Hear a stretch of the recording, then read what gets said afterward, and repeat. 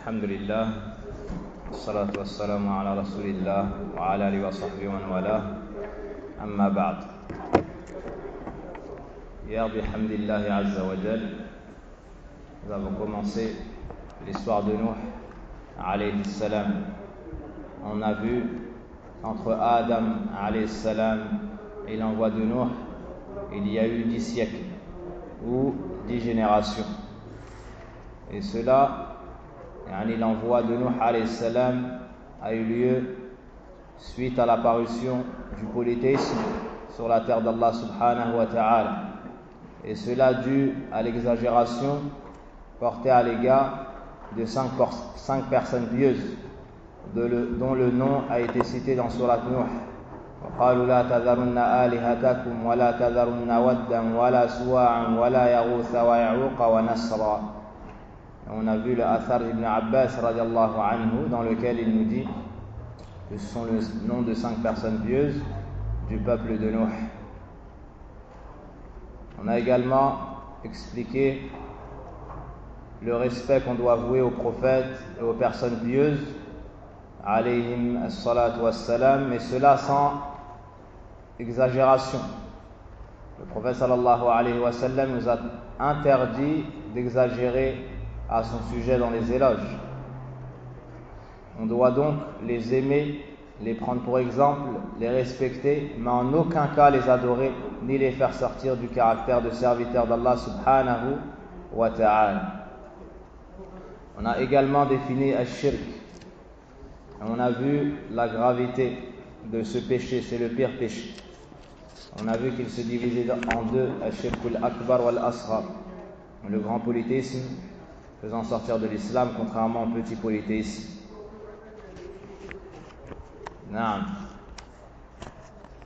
Aujourd'hui, incha'Allah ta'ala, nous allons parler du message de Nuh, de sa da'wah, de son endurance dans le prêche, puis de la réponse de son peuple et quelle fut la rétribution d'Allah subhanahu wa ta'ala.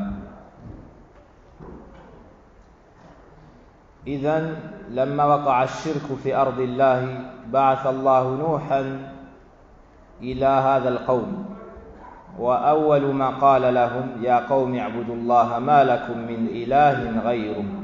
وفي سورة هود ألا تعبدوا إلا الله، ومعنى ذلك لا إله إلا الله. فبداية الدعوة الرسل بدءا بنوح عليه السلام وختاما بالنبي صلى الله عليه وسلم محمد التوحيد. Donc la première chose à laquelle a appelé Nuh son peuple alayhi salam est de renier le droit à l'adoration pour tout autre que Allah et affirmer que le seul qui méritait l'adoration était Allah subhanahu wa ta'ala. Et cela n'est pas propre à Nuh, mais ça a été le prêche de tous les messagers, de tous les prophètes. Celui qui lit le Coran verra que chaque messager, chaque prophète est venu appeler son peuple à cela. Et ils ont même commencé par cela. Et Allah Azza wa Jalla les unit tous dans ce verset. وَلَقَدْ بَعَثْنَا فِي كُلِّ أُمَّةٍ رَسُولًا أَنِ اعْبُدُوا اللَّهَ وَاجْتَنِبُوا الطَّاغُوتَ. Et nous avons envoyé dans chaque communauté un messager pour leur dire n'adorez que Allah et éloignez-vous de ce qui est adoré en dehors de lui. Donc voici le prêche des prophètes et messagers. C'est donc la première chose par laquelle nous devons commencer.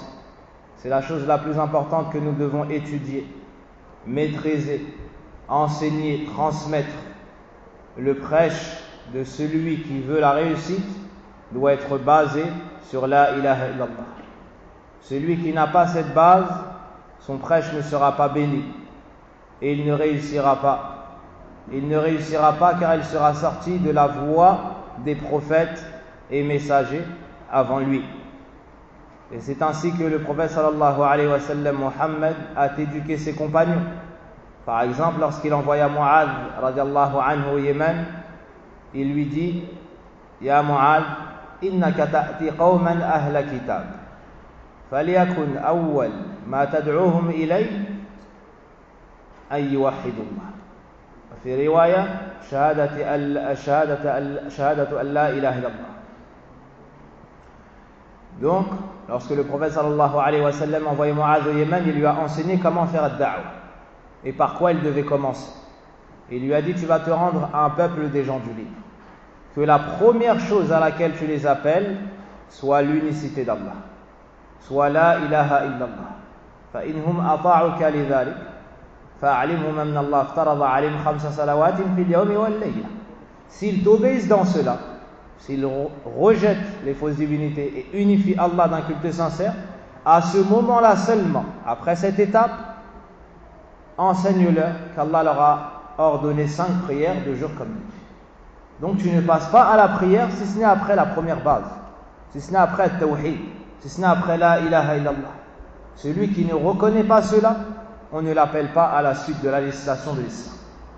Car c'est la base de l'islam. At-tawhid, l'unicité d'Allah Azza wa Jal, adorer Allah d'un culte sincère, c'est la base sur laquelle repose l'islam. Sans cette base, la personne n'a pas d'islam. Même si elle prie, elle jeûne et effectue le pèlerinage tous les ans.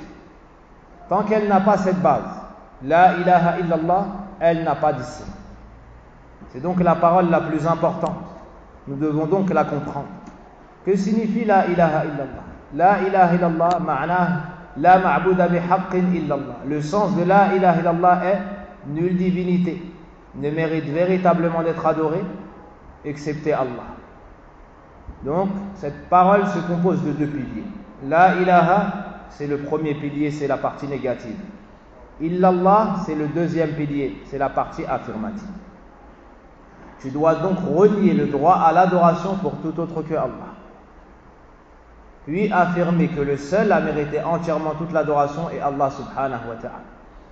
Cela car c'est le seul créateur, le seul propriétaire, le seul maître, le seul gérant. C'est donc le seul qui mérite entièrement toute l'adoration. Donc tu dois retenir ce sens. C'est la parole la plus importante, la clé du paradis. Le secours et le bouclier contre l'enfer, la chose par laquelle tu es musulman et tu entres au paradis. La ilaha illallah.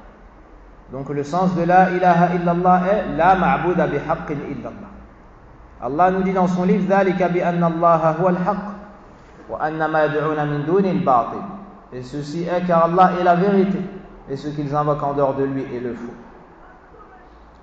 Et nombreux sont les versets dans lesquels Allah Azza wa Jal nous explique ce sens, nous détaille ce sens. Donc nous avons l'obligation de comprendre cela. Et celui qui a cette parole, qui l'a comprise, la met en pratique, il finit au paradis. Le prophète sallallahu alayhi wa sallam nous informe que les adeptes de cette parole sont les habitants du paradis, ceux qui peupleront le paradis. Allah subhanahu wa ta'ala nous montre l'importance du tawhid et de cette parole. Le premier ordre du Coran est cela. Ya ayyuhan nas u'budu rabbakum alladhi khalaqakum walladhina min qablikum la'allakum tattaqun. La première chose qu'on t'est ordonnée dans le Coran, c'est la ilaha illallah. Ô vous les gens, adorez votre Seigneur. Ibn Abbas nous dit que tout ordre dans le Coran de l'adoration est un ordre de tawhid. Ô vous les gens, adorez votre Seigneur, celui qui vous a créé vous ainsi que ceux qui vous ont précédés. Peut-être atteindrez-vous la piété. La première interdiction du Coran, l'interdiction du contraire. فَلَا تَجْعَلُوا لِلَّهِ أَنْدَادًا وَأَنْتُمْ تَعْلَمُونَ. Ne donnez donc pas d'ego à Allah alors que vous savez. L'interdiction du polythéisme. L'interdiction du polythéisme. Ibn al-Qayyim rahimahullah ta'ala nous dit tout le Coran, c'est un appel au tawhid. Tout le Coran, du début à la fin, on nous appelle à l'unicité d'Allah, à adorer un Dieu, une divinité unique, seule, sans rien lui associer. Car soit on t'ordonne d'adorer Allah d'un culte sincère, comme dans le verset Ya ayyuhan nas u'budu rabbakum wa ma umiru illa liya'budu Allah mukhlisina lahu ad-din ala lillahi ad-dinul khalis, et ainsi de suite. On te cite des versets où on t'ordonne d'unifier Allah d'un culte sincère. Soit on te parle du paradis et de l'enfer, et le paradis est la rétribution des adeptes de la ilaha illallah, et l'enfer est la punition de ceux qui se sont détournés de la ilaha illallah. Soit il y a les ordres et les interdits, et cela fait partie des droits de la ilaha illallah. Donc tout le Coran traite de ce sujet, At-Tawhid et la ilaha illallah. At-Tawhid, c'est donc le prêche de tous les prophètes et messagers. Allah nous dit dans le Coran, Qul hadihi sabili ad'u ila Allah. Dit, voici ma voix, j'appelle à Allah. Et cela vers la fin de Surat Yusuf, dont le sujet et le thème principal est Ad-Da'wa wal-Ibtila. Qul hadihi sabili ad'u ila Allah. Ala basiratin ana wa man ittaba'an wa subhanallah wa ma ana min al-mushrikin. Allah nous dit dans le Coran, dit, voici ma voix. J'appelle à Allah. C'est-à-dire, j'appelle à la ilaha illallah. J'appelle à la religion d'Allah. J'appelle à ce qu'il soit unifié dans le culte sincère. Ad'u ilallah, avec clairvoyance, moi ainsi que ceux qui me suivent. Moi ainsi que ceux qui me suivent. Donc voici le prêche que nous a ordonné Allah Azza wa Jal d'appeler à lui, à sa religion, à son unicité. Sache que At-Tawhid dans la langue arabe, c'est le fait de rendre une chose unique dans son état. Ifradu shay. At-Tawhid luratan, ifradu shay. C'est le fait de rendre une chose unique. Par exemple, si tu dis Hamza est assis, cette phrase n'est pas du Tawhid. Pourquoi? On peut supposer qu'autre que Hamza soit assis avec lui. Donc, yushariku fil julus. Par contre, si tu dis personne n'est assis sauf Hamza, cette phrase c'est du Tawhid dans la langue arabe. Cette phrase est du Tawhid dans la langue arabe, car on a rendu unique Hamza dans sa station assise. Et de cela, on comprend que pour unifier une chose, il faut deux parties. Une partie négative et une partie affirmative.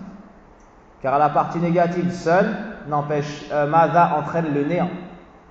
النافي المجرد يصلك إلى العدم والإثبات المجرد لا ينفي المشاركة. Tout comme l'affirmation seule n'empêche pas l'association. Il te faut donc deux parties, une partie négative et une partie affirmative. Revenons maintenant au sens religieux. On a compris le sens du tawhid dans la langue arabe. Quel est le sens du tawhid dans l'islam, dans la religion? Ifradullah bima yahtassu bi. C'est le fait d'unifier Allah dans ce qui lui est propre. De rendre unique Allah Azza wa Jalla dans ce qui lui est propre. C'est-à-dire al-rububiyya, al-uluhiyya, al-asma wa sifat. Comme on avait cité dans un cours passé. Et vu l'importance, on répète sans se lasser. Sans se lasser, comment est-ce qu'on pourrait se lasser d'une chose à laquelle a appelé Nuh 950 ans? 950 ans, comme on va le voir. Et à laquelle a appelé le prophète sallallahu alayhi wa sallam pendant 23 ans. C'est le message principal de l'islam. Et il ne s'en lasse qu'une personne qui n'a pas compris son importance, ni son mérite. Donc, le tawhid se divise en trois. Tawhid al-rububiyya, c'est le fait d'unifier Allah dans ses actions envers sa créature ou sa création. Tawhid al-uluhiyya, c'est le fait d'unifier Allah Azza wa Jalla de par nos actes d'adoration, de l'adorer lui seul sans associer. Et Tawhid al-asma wa sifat, c'est affirmer Allah ce qu'il mérite comme perfection dans ses noms et ses attributs. Vous voyez?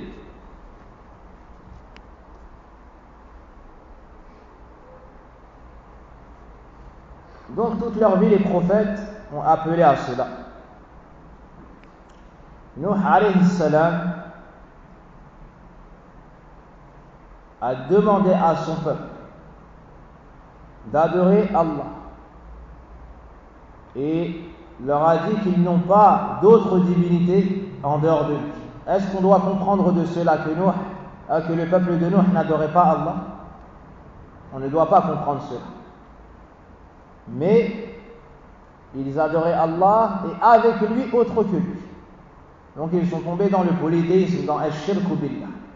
Donc Nuh alayhi salam leur est venu pour leur dire: délaissez tout ce que vous adorez excepté Allah, car c'est le seul à mériter entièrement l'adoration. Puis Nuh leur a dit: inni akhafu alaykum azaba yawmin alim. Nuh leur a dit: j'ai peur pour vous un jour où je crains pour vous le châtiment d'un jour douloureux. Donc il leur a montré qu'il les appelle à Allah, pas pour rechercher leur argent ou la renommée ou des éloges, non, comme cela sera cité plus loin, qui ne leur demandent aucun salaire. Mais il les appelle pour leur bien à revenir vers Allah Azza wa Jal pour qu'ils fassent partie des habitants du paradis, pour qu'ils soient sauvés du feu de l'enfer. Donc ici on voit la rahma du da'i, la compassion, la miséricorde que doit avoir le prédicateur. Il appelle les gens à revenir vers Allah Azza wa Jal. Ils sont dans le mal, ils sont dans le péché, peut-être même dans le polythéisme, mais cela ne l'empêche pas de vouloir pour eux le bien. Le fait de voir les gens dans les péchés ne doit pas t'empêcher de vouloir pour eux le bien. On aime et on déteste les gens pour leur bien et pour leur mal, mais que cela ne nous empêche pas de les appeler au bien. Regardez ici Nuh alayhi salam qui appelle son peuple alors qu'ils sont dans le polythéisme, ils ont adoré autre qu'Allah Azza wa Jal, et malgré cela, regardez comment est-ce qu'il s'adresse à eux. Inni akhafu alaykum azaba yawmin ad. Je crains pour vous un châtiment dans un jour qui sera terrible, dans un jour qui sera douloureux. Donc tu dois être nasih, tu dois être un bon conseiller et tu dois vouloir pour le bien pour les gens, même si tu les vois dans le mal. Montre la bonne image de l'islam, remplis d'espoir les gens afin qu'ils reviennent vers Allah Azza wa Jal. La takun min al-munaffirin, ne fais pas partie de ceux qui ternissent l'image de cette belle religion, et n'éloigne pas les gens de la miséricorde d'Allah subhanahu wa ta'ala. Bien au contraire, le rôle du prédicateur est de donner l'espoir aux gens afin qu'ils reviennent vers Allah Azza wa Jal, qu'ils délaissent leurs péchés, de rappeler aux gens ce pourquoi ils ont été créés, pour adorer Allah Azza wa Jal d'un culte sincère, de présenter aux gens la récompense qu'Allah leur a promis s'ils se soumettent à lui, le paradis, et de les mettre en garde contre un feu ardent qu'Allah Azza wa Jal a préparé pour ceux qui se montreront désobéissants. Et le prophète sallallahu alayhi wa sallam nous dit: Ar-rifqu ma kana fi shay'in la zana wa ma nuzi'a an shay'in illa sha. La douceur n'est pas mise dans une chose sans qu'elle ne l'embellisse, et n'est pas retirée d'une chose sans qu'elle ne l'enlaidisse. Et le prophète sallallahu alayhi wa sallam nous montre qu'Allah Azza wa Jal donne avec la douceur ce qu'il ne donne pas avec la dureté. Wa hadha mujarrad. Donc la base dans la da'wa c'est ar-rifq, et la sagesse peut appeler à utiliser une dureté. La sagesse peut amener à utiliser une dureté, tout comme le père se montre sévère envers ses enfants par moment, car le bien pour eux à ce moment, dans cette situation, est d'utiliser la dureté. Nuh alayhi salam a supporté les nuisances de son peuple, et cela fut le cas de tous les prophètes et messagers. Même le meilleur d'entre eux, le prophète Mohammed sallallahu alayhi wa sallam, a reçu des coups de son peuple.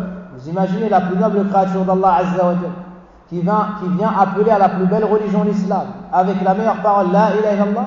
Comment est-ce qu'ils l'ont accueilli? Ils l'ont insulté, ils l'ont démenti, et ils l'ont même agressé et fait couler son noble sang. Et lorsqu'il est revenu de Taïf, rempli de tristesse, car son peuple l'ont rejeté et lui ont jeté des pierres, l'ont insulté, Jibril alayhi salam est venu par l'ordre d'Allah trouver le prophète sallallahu alayhi wa sallam. Il y avait avec lui l'ange des montagnes. Il lui a dit que s'il le souhaite, il y a avec lui l'ange des montagnes qui exterminera son peuple en les écrasant avec les deux montagnes. Quelle fut la réponse du prophète sallallahu alayhi wa sallam après avoir subi ces nombreuses nuisances de la part de son peuple? Il a dit non. Il a dit non. Mais j'espère plutôt qu'Allah fera sortir de leur descendance des gens qui adoreront Allah d'un culte sincère sans rien lui associer. Subhanallah. Voici la rahma que portent les prophètes et messagers dans leur cœur à l'égard de leur peuple. Et l'un d'entre eux dit: Allahumma ghfir li qawmi fa innahum la ya'lamun. Oh Allah, pardonne à mon peuple car ils ne savent pas. Oh Allah, pardonne à mon peuple car ils ne savent pas. Alors que ces peuples-là les ont insultés, les ont agressés et leur ont porté toutes sortes de nuisances. Comment ont répondu à cet appel le peuple de Nuh? On a vu que Nuh a utilisé la douceur. Il les a appelés de la plus belle manière avec les meilleures paroles. Il a obéi à Allah Azza wa Jal et n'a fait que ce qu'Allah lui a ordonné. Malgré cela, le peuple de Nuh a répondu avec la moquerie, en se détournant et en n'acceptant pas le message de Nuh. فقال الملأ الذين كفروا من قوم ما نراك إلا بشرا مثلنا. La première chose qu'ils ont répondu, donc les notables, ceux qui avaient une noble place dans ce peuple, les riches et ainsi de suite, ont répondu: ce que nous voyons de toi, c'est que tu n'es qu'un homme parmi les hommes, un homme comme les autres. Donc ils ont essayé d'utiliser le fait que Nuh ne soit qu'un homme comme preuve pour dire on ne te suivra pas. وَمَا نَرَاكَ اتَّبَعَكَ إِلَّا الَّذِينَ هُمْ أَرَاذِلُونَ. Et ce qu'on voit, c'est que ce sont seulement les villes parmi nous qui te suivent, badi ar-ra'i, sans réfléchir. Ils n'ont pas pris le temps de méditer tes paroles, de prendre du recul. Non, ils t'ont suivi immédiatement. Donc premièrement, tu n'es qu'un homme. Deuxièmement, tes suiveurs, ce sont les pauvres, les faibles. Et ils t'ont répondu trop vite, ils se sont précipités, ils n'ont pas pris le temps de réfléchir. Et sachez que les suiveurs des prophètes sont toujours les faibles et les pauvres. Car ces derniers n'ont rien à perdre, comme a dit Cheikh Abdul Razak al-Abbad. Ces derniers n'ont rien à perdre. Alors que les nobles, les notables, les riches, eux se disent, si on suit les messagers, après avoir été suivis, nous serons les suiveurs. Et ils vont nous prendre notre argent et la renommée, et on aura des gens au-dessus de nous, après avoir dirigé. Les gens vont se diriger vers eux au lieu de se diriger vers nous. Alors c'est plus dur pour les gens, pour les notables, de suivre les prophètes. Et dans l'histoire avec Al-Najashi et Abu Sufyan, lorsqu'il lui a demandé qui sont ses suiveurs, il a répondu les faibles ou bien les pauvres. Al-Najashi a dit c'est toujours ainsi. Les suiveurs des prophètes, les premiers sont toujours les pauvres. Donc ils ont répondu Mada avec des ambiguïtés. Et c'est ainsi que font au jour d'aujourd'hui les mécréants et Mada, les Al-Mubtadi'a, les innovateurs. Ils essayent de troubler les gens de la vérité en émettant toutes sortes de d'ambiguïtés. Toutes sortes d'ambiguïtés afin de troubler les gens et de les faire sortir de la droiture ou bien de la religion. Ici, quelles sont leurs ambiguïtés? Premièrement, pourquoi Allah n'a pas envoyé un ange? Si seulement tu étais véridique. Deuxièmement, tes suiveurs, ce sont les pauvres et les faibles. Troisièmement, ils n'ont pas réfléchi, alors que nous, les notables, ceux qui réfléchissent le mieux, nous ne t'avons pas suivi. Donc ils ont essayé de troubler Nuh ainsi que ses suiveurs avec ces ambiguïtés. Nuh alayhi salam ne s'est pas laissé impressionner par ces ambiguïtés, mais il est resté sur la voie que lui a enseigné son Seigneur subhanahu wa ta'ala. Il a utilisé toutes les armes de la prédication. At-targhib wa at-tarhib. Il leur a dit des paroles afin de développer leur espoir. Il leur a dit des paroles afin de développer leur crainte.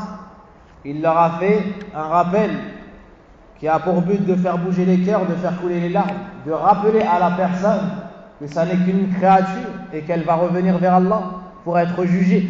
Mais tout cela n'a pas été profitable pour ce peuple au cœur dur. Car la mécréance est la chose qui endurcit le plus le cœur du fils d'Adam. Le cœur peut devenir encore plus dur que la pierre lorsqu'il n'est pas irrigué par la foi, par le tawhid, par la connaissance d'Allah subhanahu wa ta'ala à travers les noms, à travers ses noms et ses attributs. Il leur a dit U'budullah. Comme dans Surat Nuh, il y a une sourate entière où Allah subhanahu wa ta'ala nous parle de cela. An i'budullah wattaqu wa ati'u yaghfir lakum min dhunubikum wa yu'akhkhirkum ila ajalin musamma. Plus loin, استغفروا ربكم إنه كان غفارا يرسل السماء عليكم مدرارا ويمددكم بأموال وبنين ويجعل لكم جنات ويجعل لكم أنهارا. Subhanallah. Nuh alayhi salam a donc utilisé at-targhib. Allah subhanahu wa ta'ala dans Surat Nuh nous dit: nous avons envoyé Nuh vers son peuple, avertis ton peuple afin que leur vienne un châtiment, ou avant que leur vienne un châtiment douloureux. Car Allah Azza wa Jal ne châtie pas un peuple avant de lui avoir démontré les choses. Il dit: ô mon peuple, je suis vraiment pour vous un avertisseur clair. Adorez Allah, craignez-le et obéissez-moi. Voici son message. Adorez Allah uniquement dans le culte sincère. Taïb. Craignez-le. Faites le bien avec science, délaissez le mal avec science. Voici le taqwa. Le fait d'adorer Allah Azza wa Jal, de lui obéir avec science et de délaisser la désobéissance et les péchés. Et obéissez-moi. Pourquoi? Car c'est le messager d'Allah. Pour qu'il vous pardonne vos péchés et qu'il vous donne un délai jusqu'à un terme fixé. Mais quand vient le terme fixé par Allah, il ne saurait être différé si vous saviez. Donc, il leur annonce la bonne nouvelle. S'ils le suivent, ils auront un pardon pour leurs péchés. Et cela est le souhait de chaque serviteur d'Allah Azza wa Jal. Car nous avons tous des péchés. Le pardon de nos péchés. Ensuite, il dit au Seigneur: j'ai appelé mon peuple de jour comme de nuit. Donc Nuh alayhi salam a appelé son peuple de jour comme de nuit. Mais mon appel n'a fait qu'accroître leur fuite. Et à chaque fois que je les ai appelés pour que tu leur pardonnes, ils ont mis leurs doigts dans leurs oreilles. Regardez le manque de comportement à l'égard des prophètes et messages. Nuh alayhi salam s'est fatigué de jour comme de nuit. En public et en secret, il les a appelés à la ilaha illallah. Quelle fut leur réaction? Ils se sont détournés de lui. Ils l'ont insulté. Ils lui ont manqué de respect au point de mettre leurs doigts dans leurs oreilles. Et se sont enveloppés dans leurs vêtements et se sont entêtés et se sont montrés extrêmement orgueilleux. Ensuite, je les ai appelés ouvertement. Puis je leur ai dit, puis je leur ai fait des proclamations publiques et des confidences en secret. J'ai donc dit: implorez le pardon de votre Seigneur car il est grand pardonneur. Bien qu'ils se voient l'un l'autre, pour qu'il vous envoie du ciel des pluies abondantes, des pluies successives, et qu'il vous accorde beaucoup de biens et d'enfants, et vous donne des jardins, et vous donne des rivières. Tout cela, si vous vous soumettez à Allah Azza wa Jal et vous rentrez dans le tawhid. Si vous me suivez, vous allez avoir tout ça. Le pardon pour vos péchés, la subsistance des cieux, de la terre, et de cela on tire les bienfaits de l'Isirfa, la pluie, le pardon des péchés, la descendance, les enfants. Puis il leur a dit, lorsqu'ils se sont détournés: Ma lakum la tarjuna lillahi wa n'avez-vous, qu'avez-vous à ne pas vénérer Allah comme il se doit? Puis il leur a rappelé le début de leur création. Alors qu'il vous a créé par des phases successives. La personne est née d'une goutte. Ensuite, il grandit dans le ventre de sa mère et a accouché. C'est un bébé. Puis il grandit, ainsi de suite. Puis il leur a rappelé la grandeur des créatures d'Allah subhanahu wa ta'ala, afin qu'ils se rendent compte de la science d'Allah, de sa puissance, de sa sagesse. N'avez-vous pas vu comment Allah a créé 7 cieux superposés? Il y a fait de la lune et a fait de la lune une lumière et du soleil une lampe. Et c'est Allah qui de la terre vous a fait croître comme des plantes. Puis, après cela, Nuh alayhi salam leur a rappelé le retour vers Allah Azza wa Jal. Car dans cela, il y a une grande crainte pour le croyant. Puis il vous y fera retourner et vous en fera sortir véritablement. Et c'est Allah qui vous a fait de la terre un tapis pour que vous vous acheminiez par ces voies spacieuses. Après tout cela, et ces nobles prêches, cette sagesse, at-tarhib, al-munaqasha, ils se sont détournés de lui, n'ont rien accepté de lui et l'ont même insulté. Et ils se sont moqués de lui. Lorsqu'il a vu que son peuple n'acceptait pas son message, il s'est plaint à Allah subhanahu wa ta'ala et a demandé à Allah Azza wa Jal de l'aider. Après cela, Allah subhanahu wa ta'ala nous a cité les mauvaises paroles qu'ont dit le peuple de Nuh à leur prophète. Par exemple, bihi jinna, ils ont dit c'est un homme ensorcelé.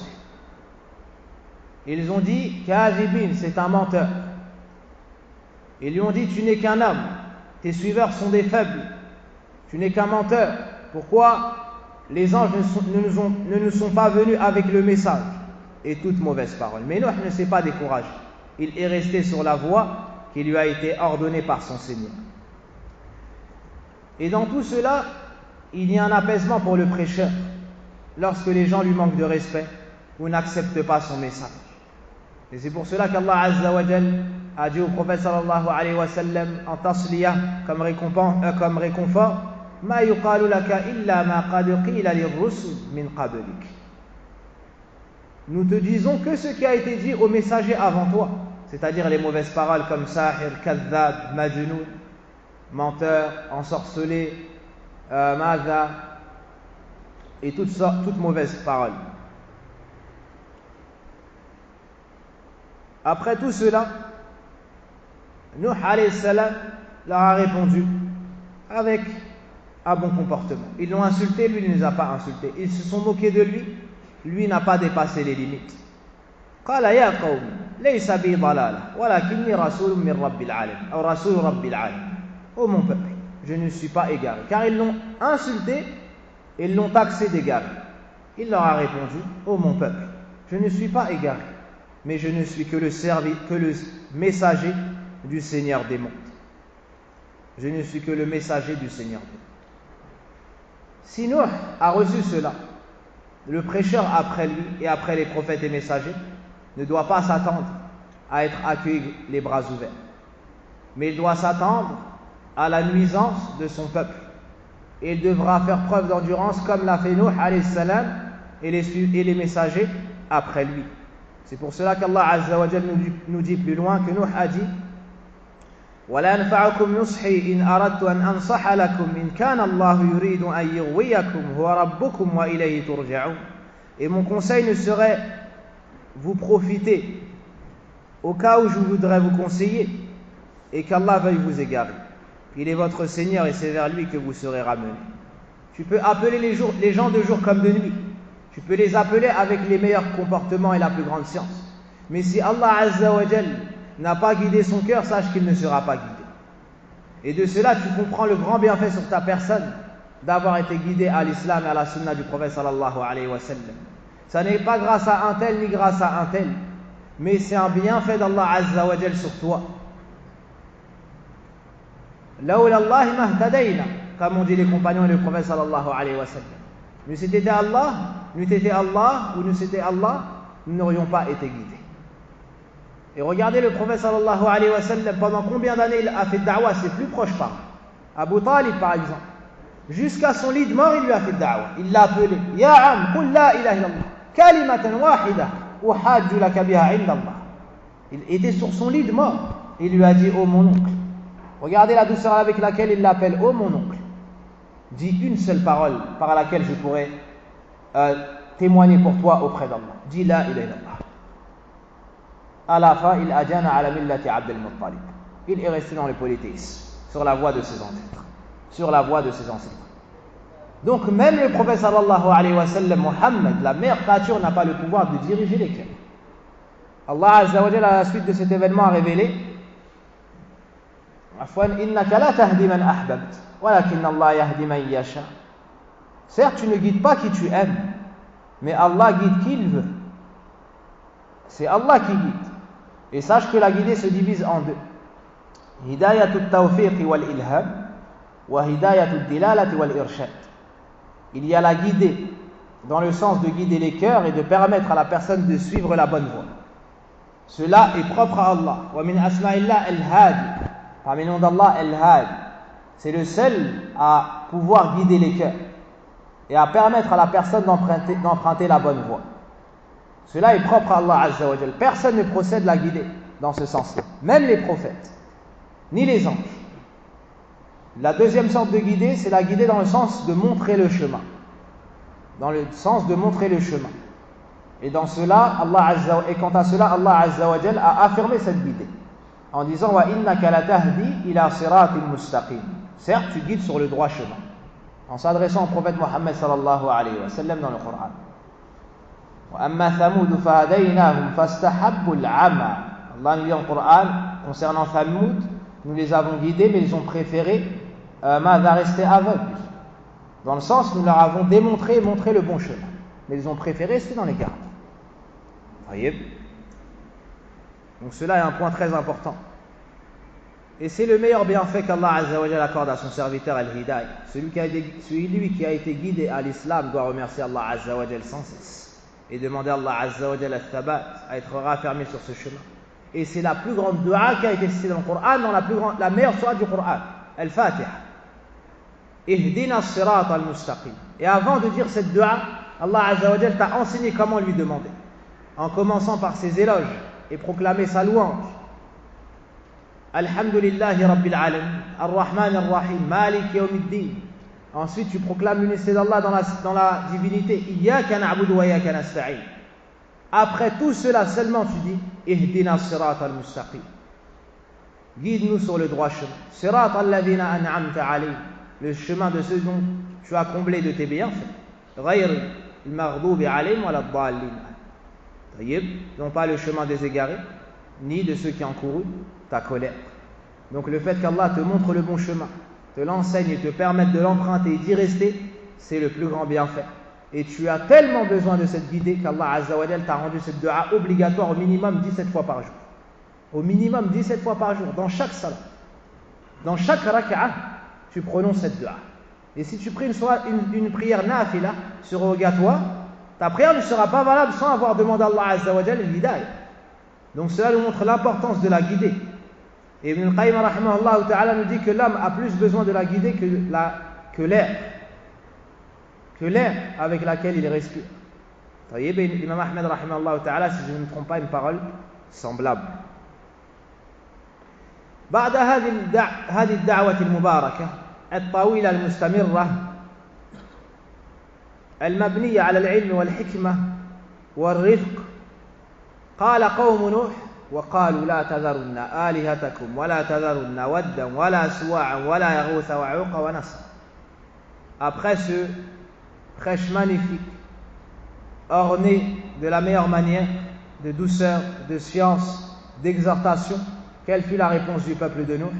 Ils ont dit, ne délaissez pas vos divinités et ne délaissez pas Wad, Ya'outh, Ya'ouq, Nasr. Naam, وقالوا لا تذرن آلهتكم ولا تذرن ودا ولا يعوث ودا ولا سواع. Naam, et Suwa. C'est 5 personnes. Ne délaissez pas leur adoration. Voici la réponse du peuple de Nuh. Ils lui ont également dit Ya Nuh, qad jadaltana fa aktharta jidalana fa'tina bima ta'iduna in kunta min as-sadiqin. Ils lui ont également dit Ô Nuh,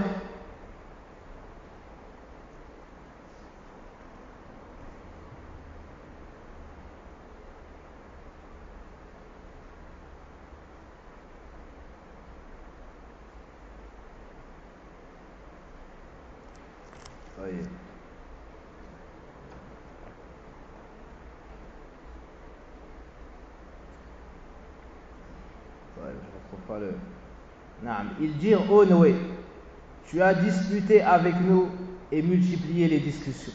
Apporte-nous donc ce dont tu nous menaces si tu es du nombre des véridiques. Voici leur réponse. Ils n'ont plus voulu écouter la da'wa de nous. Ils n'ont plus voulu écouter le bon conseil. Et ils lui ont dit, si tu es véridique, rapporte le châtiment. Mais ce châtiment n'est pas la propriété des messagers d'Allah. C'est Allah Azza wa Jal qui détient tout l'ordre dans sa main. C'est pour cela qu'il leur a répondu Qala innama ya'tikum billah in sha'a wa ma antum bimu'jizin. Il dit c'est Allah seul qui vous l'apportera s'il veut et vous ne saurez y échapper. Après tout cela, Allah subhanahu wa ta'ala a appelé à Nuh, a informé Nuh que l'heure est venue et que le nombre de ses suiveurs n'augmentera pas. Que le nombre de ses suiveurs n'augmentera pas. Wa uhiya ila Nuh annahu lan yu'mina min qawmika illa man qad amana. Il a été révélé à Nuh que ne croira plus à lui ou en lui si ce n'est ceux qui ont déjà cru en lui. Quel fut le nombre de ses suiveurs? Allah subhanahu wa ta'ala nous dit dans le Coran, وَمَا آمَنَ مَعَهُ إِلَّا قَلِيلٌ. Une minorité. Donc cru en lui qu'une minorité, que très peu de personnes. Il a été le plus grand nombre qui a été cité dans les livres, dans les Israéliates et autres, c'est 80. Certains ont dit une dizaine de personnes, d'autres une vingtaine. على كل دون 80 شخصا.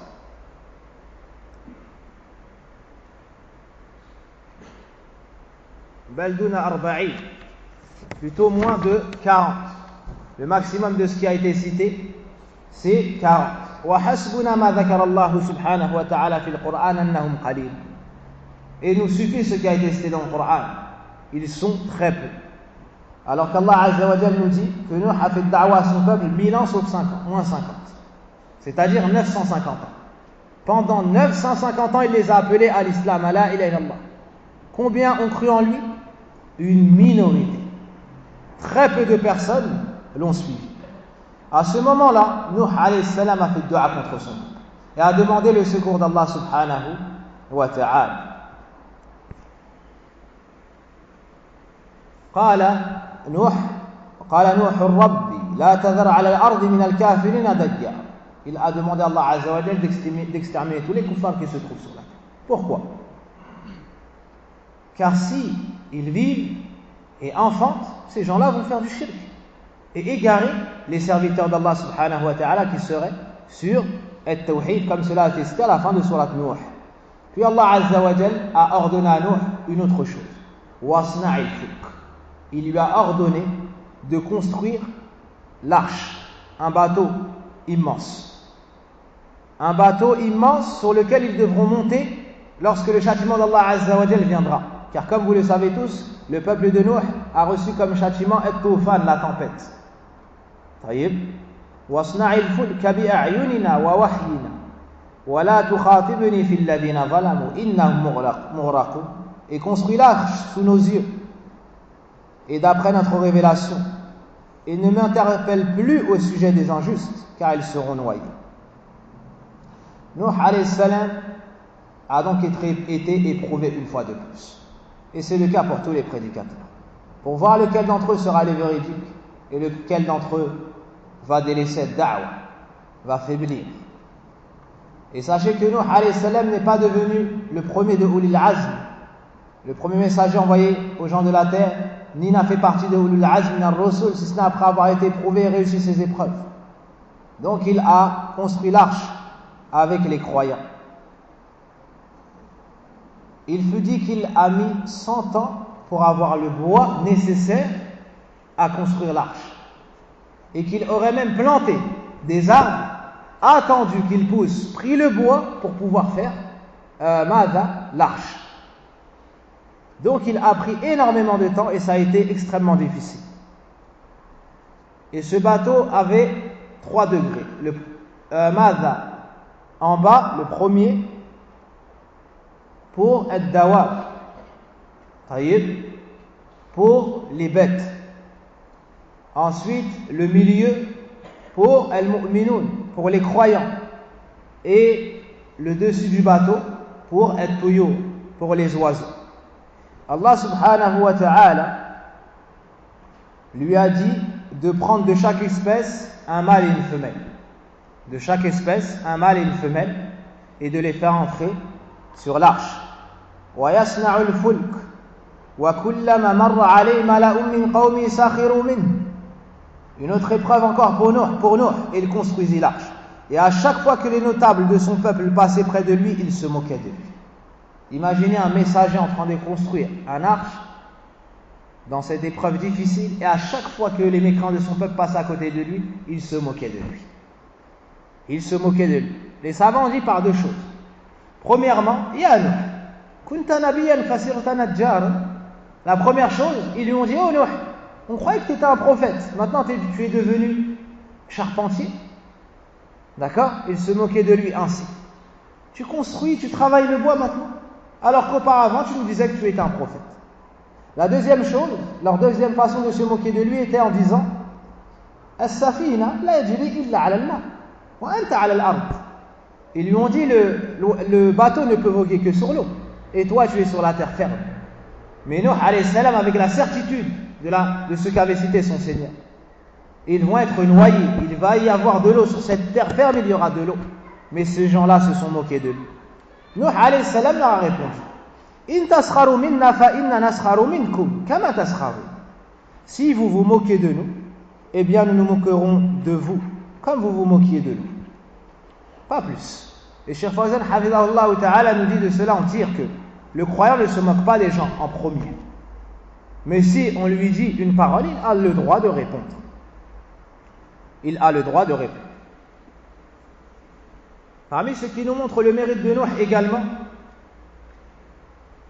son courage et sa fermeté devant son peuple.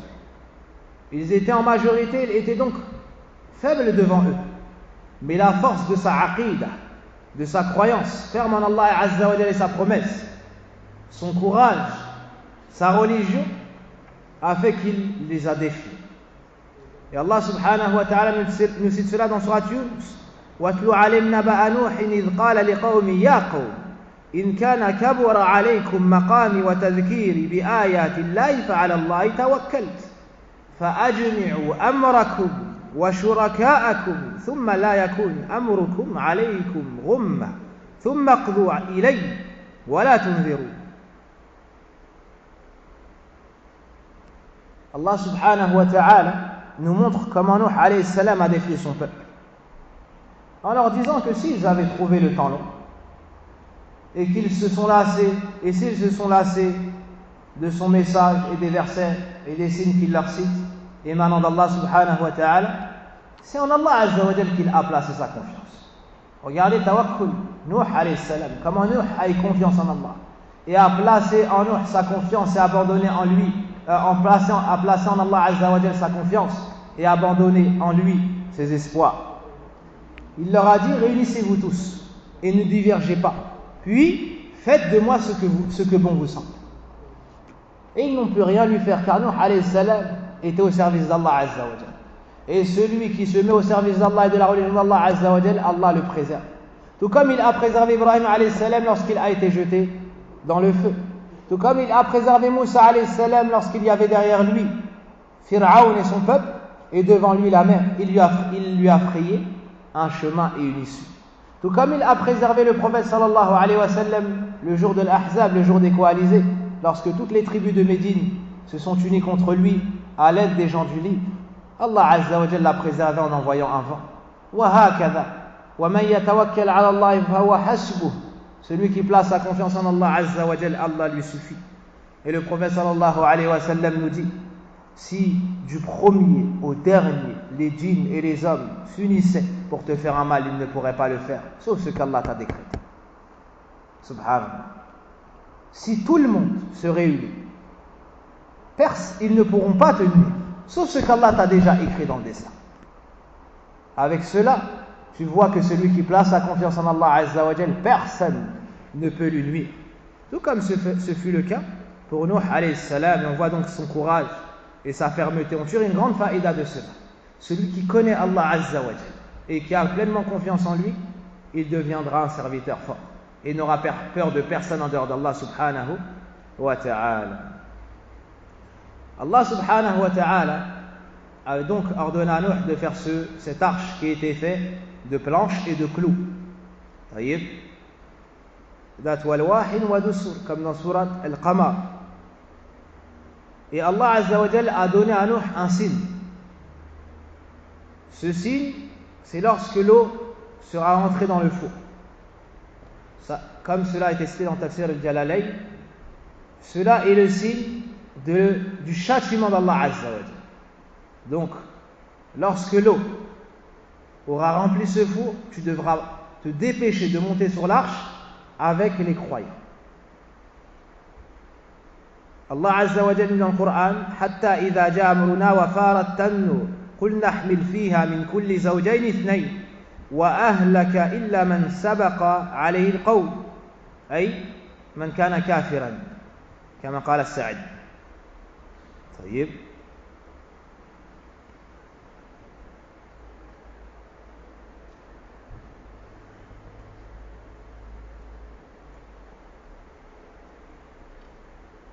Donc Allah subhanahu wa ta'ala nous dit, et il fut révélé à Nuh, de ton peuple il n'y aura plus de croyants que ceux qui ont déjà cru.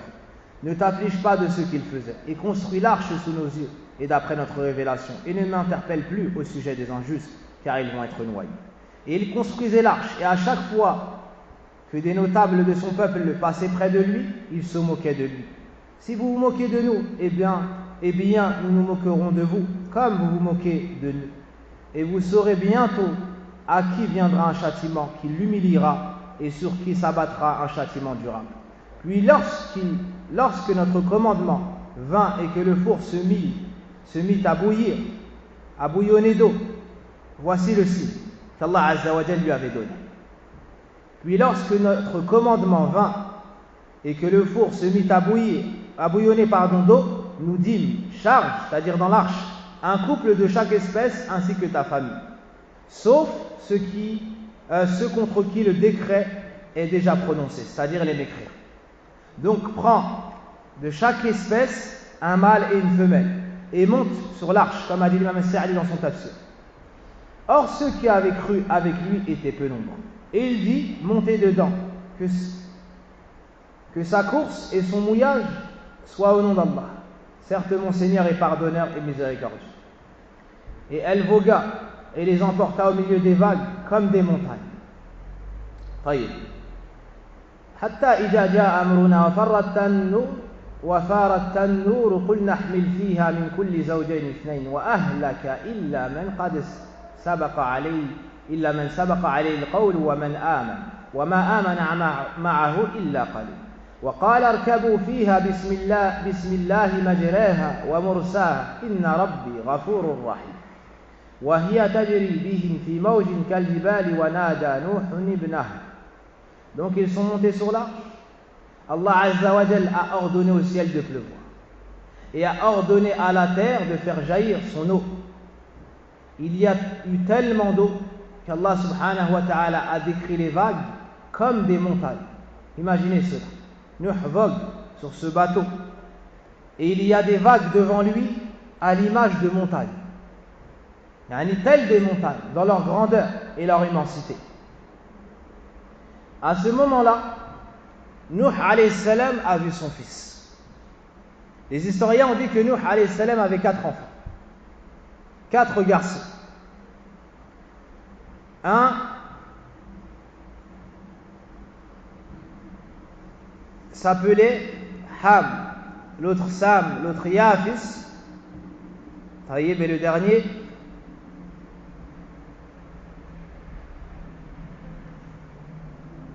Nassi, ça va me revenir après Inch'Allah. Ala kulli hal, celui-ci dans les livres des gens du livre est appelé Canaan. C'est celui qui a mécru et n'a pas suivi Nuh et a mécru. Les autres l'ont suivi. Donc Nuh a vu ce fils alors qu'il était sur l'arche et il l'a vu dans l'eau en train d'essayer de se sauver. Il l'a appelé et lui a dit Irkab ma'ana. Il lui a dit monte avec nous. طيب. ونادى نوح ابنه وكان في معزل يا بني اركب معنا ولا تكن مع الكافرين. Imagine Nuh alayhi salam sur l'arche avec les croyants, les animaux, et il voit son propre fils. Il lui dit oh mon fils, monte avec nous. Monte avec nous. Quelle fut la réponse de son fils? Il lui a dit monte avec nous et ne fais pas partie des mécréants. Sinon tu seras touché du châtiment qui va les attendre. Son fils lui a répondu ماذا؟ قال سآوي إلى جبل يعصمني من الماء. قال لا عاصم اليوم من أمر الله إلا من رحم وحال بينهما الموج وكان من المغرقين. Et Noé appela son fils qui restait en un lieu écarté, donc non loin de l'arche. Ô mon enfant, il l'a appelé avec la plus grande douceur. C'est la rahma qu'Allah a mis dans le cœur des parents pour leurs enfants. Ô mon enfant, monte avec nous et ne reste pas avec les mécréants. Pourquoi? Sinon tu seras châtié comme ils seront châtiés. et noyés comme ils vont être noyés, car la promesse d'Allah n'est que vérité.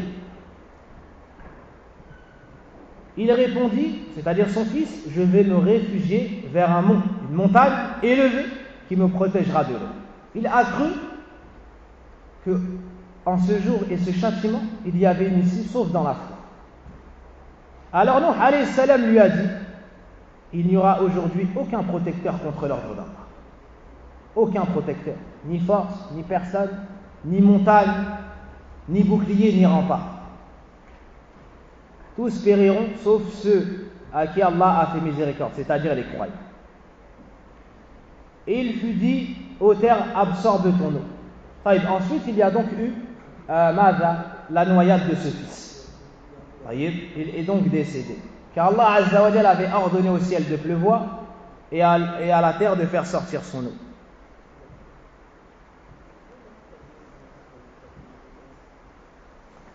Et de cela, tu comprends qu'il n'y a pas de lien entre toi et Allah Azza wa Jalla si ce n'est avec la foi. Cet enfant, c'était le fils de qui? De Nuh alayhi salam, un messager min ulil azm, et pourtant regardez sa finalité parce qu'il n'a pas cru en Allah Azza wa Jalla et ne l'a pas unifié d'un culte sincère. Alors, à plus forte raison, celui qui n'a pas comme parent un messager ni un prophète. S'il sort de l'islam, Allah Azza wa Jalla ne lui fera pas miséricorde.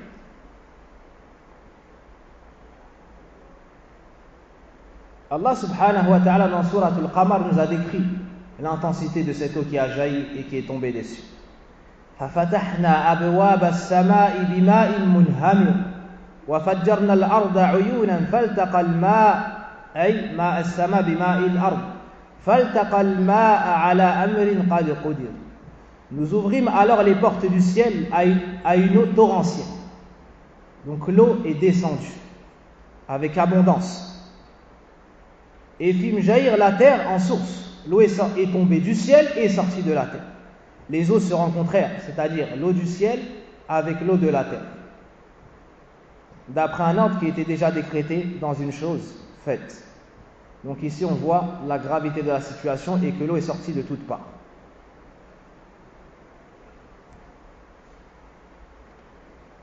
Donc si le châtiment vient, le mécréant ne pourra pas s'en sauver, même si son père c'est Nuh alayhi salam. Et rappelez-vous l'histoire qu'on a souvent citée, l'histoire de Abu Talib avec le prophète sallallahu alayhi wa sallam lorsqu'il a appelé à l'islam. Il a refusé de suivre, il est mort. Le prophète sallallahu alayhi wa sallam a dit, il est en enfer, au moins profond de l'enfer, dans l'endroit le moins profond de l'enfer. Quel est son châtiment? Il a de la braise sous les pieds. Et le feu atteint ses chevilles, comme une flaque d'eau mais en feu, qui atteint ses chevilles. Ça fait bouillonner son sang à un point tel que son cerveau est porté à ébullition. Et c'est le châtiment le plus petit des habitants de l'enfer. Alors que c'est l'oncle qui s'est occupé du prophète sallallahu alayhi wa sallam. C'est l'oncle du prophète sallallahu alayhi wa sallam qui l'a défendu contre son peuple. Mais lorsqu'il ne l'a pas suivi dans la foi, regardez son châtiment.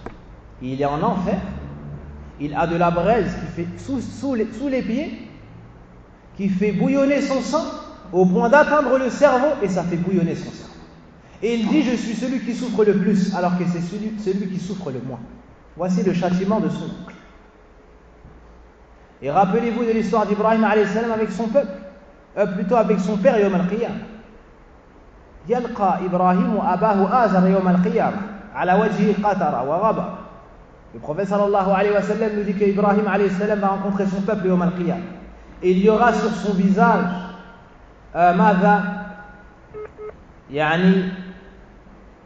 les ténèbres, où il sera déformé et il y aura toutes sortes de saletés. Son peuple dira, plutôt son père lui dira, Ibrahim, aide-moi.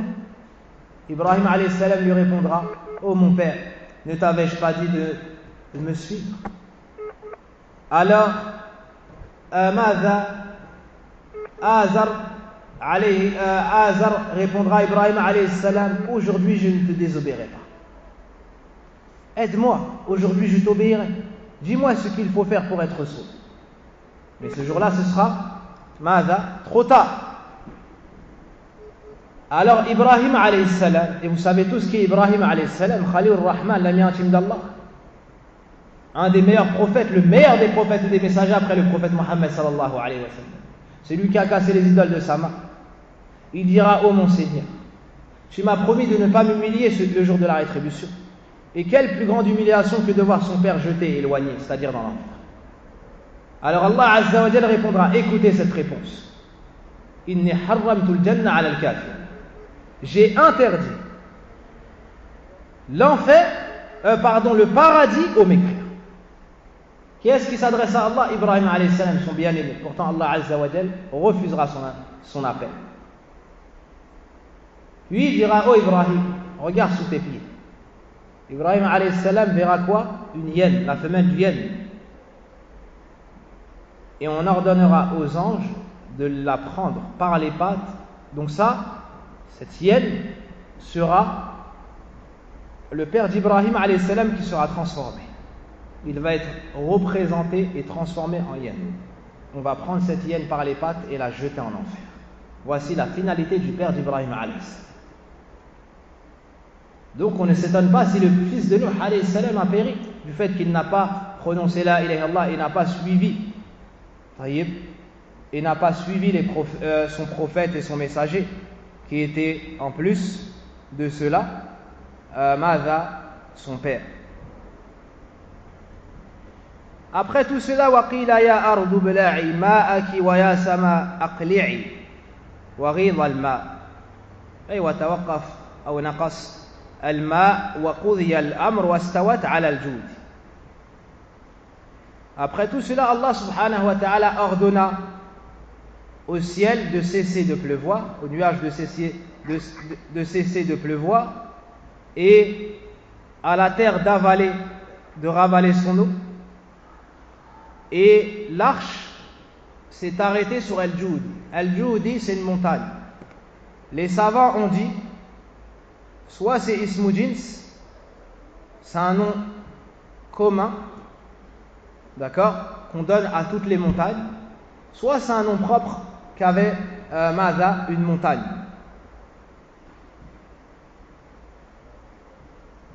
Soit c'est un nom propre qu'avait une montagne. Il y a une histoire qui est citée dans l'Israéliyat, et on avait cité le jugement de citer l'Israéliyat quand c'est une chose qui n'a ni été affirmée dans le Coran ou la Sunna ni rejetée. Il n'y a pas de mal à citer cela. L'histoire d'une femme qui a été racontée. C'est une femme qui avait dans ses bras un enfant ou un nouveau-né. Lorsqu'il y a eu la tempête et que l'eau a commencé et le niveau de l'eau a commencé à monter, elle s'est sauvée, a essayé de s'abriter en montant une montagne. Elle a escaladé cette montagne. Et plus elle montait, plus le niveau de l'eau montait. Elle avait dans ses bras son enfant. Arrivée au sommet de cette montagne, l'eau l'a rattrapée. Puis l'eau a atteint ses épaules. Qu'est-ce qu'elle a fait? Elle a levé les mains de la sorte. Pourquoi? Pour sortir la tête de son enfant de l'eau, pour sauver son enfant et qu'il ne se noie pas. Mais l'eau a continué de monter. Comme a dit Nuh, la asim al-yawm. Personne ne sera sauvé aujourd'hui devant l'ordre d'Allah. Puis l'eau a noyé cette femme, il ne restait que l'enfant au-dessus. Puis l'eau a noyé également cet enfant. L'eau a noyé également cet enfant.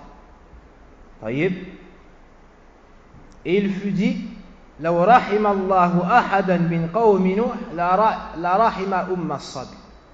Si Allah avait fait miséricorde à une personne du peuple de Nuh qui n'est pas montée sur l'arche, il aurait fait miséricorde à cette femme ou bien à son enfant.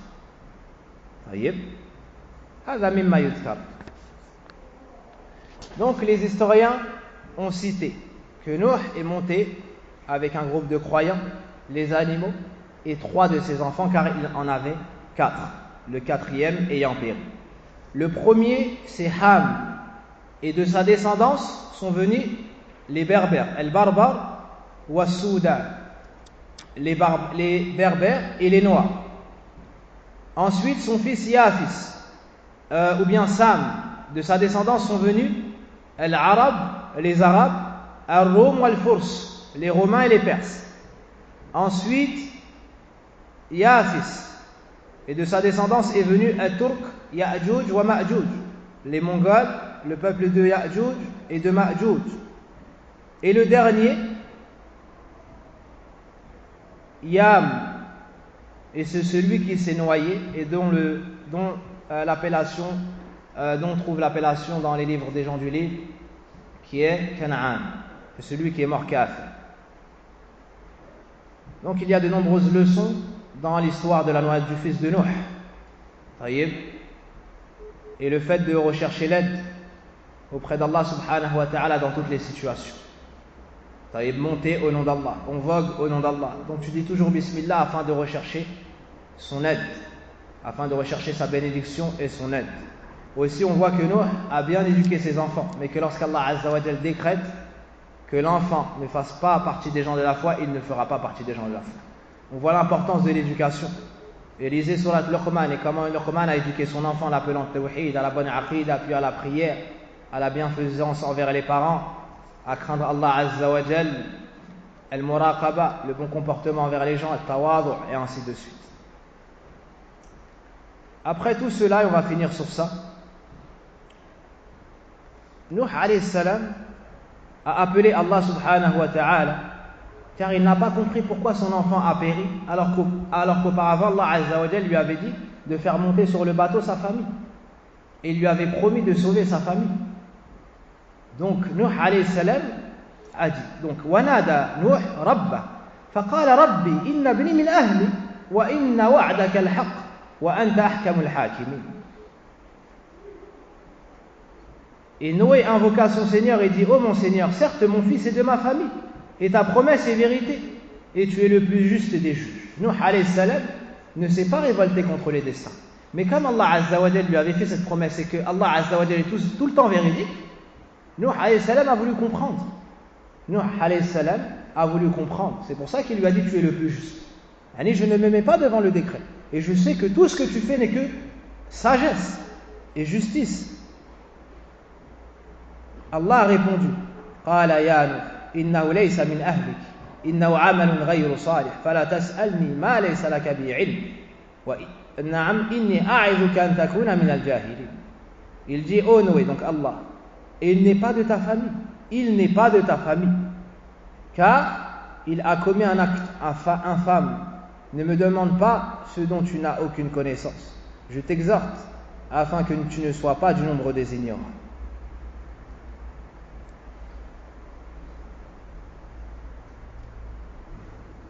À ce moment-là, Allah Azza wa Jal a répondu à Nuh que son enfant ne fait pas partie de sa famille. Il ne fait pas partie, c'est-à-dire, il ne fait pas partie des gens de ta famille qui seront sauvés selon notre promesse. C'est compris? Il ne fait pas partie de ta famille, c'est-à-dire des gens qui seront sauvés selon notre promesse. Ta famille sera sauvée, mais lui n'en fait pas partie. Il ne fait pas partie de ceux qui seront sauvés selon notre décret et notre promesse. Innahu amalun ghayru salih. Dans une autre lecture, comme Aïcha a dit, Sami'tu Rasulallah sallallahu alayhi wa sallam yaqra'u innahu amila ghayra salih. Et l'imam al-Albani rahimahullah ta'ala dit que ce hadith est authentique. Donc il ne fait pas partie de ta famille, il ne faut pas comprendre que c'est un enfant hors mariage, conçu hors mariage, car les épouses des prophètes ne peuvent pas tomber dans ce péché. D'accord? Et s'il avait été un enfant adultérin, le peuple de Nuh l'aurait dénigré par ce défaut. Mais ils n'ont pas dit cela. Il lui aurait dit, ton enfant n'est pas ton fils, et ce genre de paroles. Et donc, vu qu'ils ne l'ont pas dit, c'est la preuve que c'est vraiment son enfant. Deuxièmement, Mada, Allah Azza wa Jalla, le Coran nous dit, Wanada Nuh ibnahu. Il l'a appelé son fils. D'accord? Donc il ne fait pas partie de sa famille, c'est-à-dire de ceux qui avaient reçu la promesse d'être sauvé. Et dans une autre version des lectures, de la lecture du Coran, innahu amila ghayra salih. Il a fait de mauvaises actions. D'accord? Il a fait de mauvaises actions. Donc ne me demande pas de le sauver. D'accord? Ou c'est une mauvaise action que de le mettre sur l'arche alors qu'il n'est pas croyant. Alors qu'il n'est pas croyant. Les savants ont cité plusieurs tafasir. Qu'en est-il de l'épouse de Nuh alayhi salam? Allah Azza wa Jalla nous cite qu'elle a péri avec ceux qui ont péri. Elle nous a cité son histoire en parabole dans Surat Al-Tahrim. Wa daraba Allahu mathalan للذين كفروا امرأة نوح وامرأة لوط. Et on continuera sur cela demain, Inch'Allah Ta'ala, pour finir l'histoire de Nuh. Il ne nous reste pas grand chose. Et ensuite, on continuera avec l'histoire d'un prophète et messager qu'Allah subhanahu wa ta'ala a envoyé à son peuple. نسأل الله سبحانه وتعالى يبارك في أوقاتنا ويسر لنا العمل بما يحبه ويرضى وصل اللهم وبارك على نبينا محمد وعلى آله وصحبه وسلم اللهم أعنا على الصيام وعلى القيام سبحانك اللهم وبحمدك أشهد أن لا إله إلا أنت أستغفرك وأتوب إليك